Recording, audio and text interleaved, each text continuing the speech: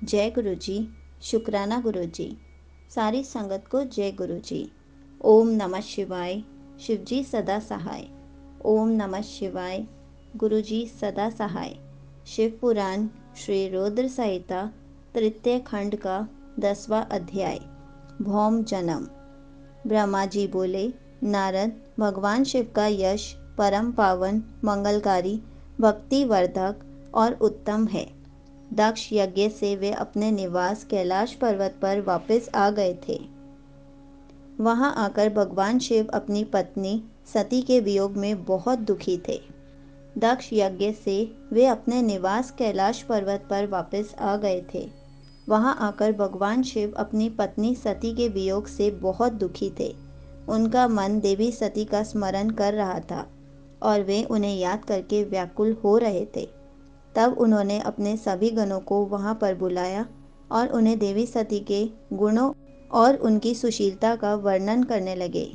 फिर गृहस्थ धर्म को त्याग कर वे कुछ समय तक सभी लोकों में सती को खोजते हुए घूमते रहे। इसके बाद वापस कैलाश पर्वत पर आ गए, क्योंकि उन्हें कहीं भी सती का दर्शन नहीं हो सका था।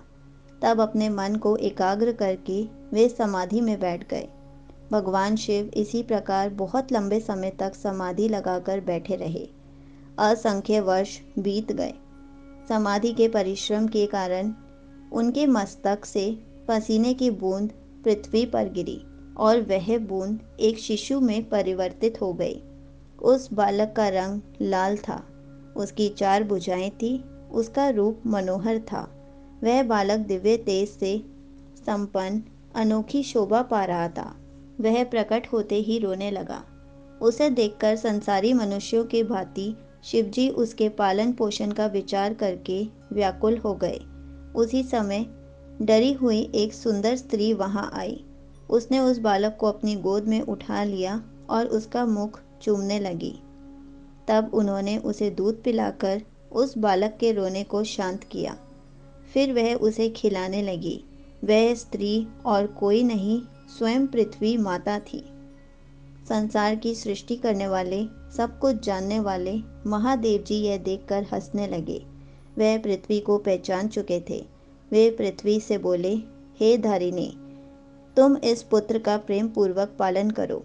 यह शिशु मेरे पसीने की बूंद से प्रकट हुआ है। हे वसुधा, यद्यपि यह बालक मेरे पसीने से उत्पन्न हुआ है, परंतु इस जगत में यह तुम्हारे ही पुत्र के रूप में जाना जाएगा। यह परम गुणवान और भूमि देने वाला होगा। यह मुझे भी सुख देने वाला होगा। हे देवी, तुम इसका धारण करो। नारद यह कहकर भगवान शिव चुप हो गए। उनका दुखी हृदय थोड़ा शांत हो गया था। उधर शिवजी की आज्ञा का पालन करते हुए पृथ्वी अपने पुत्र को साथ लेकर अपने निवास स्थान पर चली गई। बड़ा होकर यह बालक भौम नाम से प्रसिद्ध हुआ। युवा होने पर भौम काशी गया। वहां उसने बहुत लंबे समय तक भगवान शिव की सेवा आराधना की।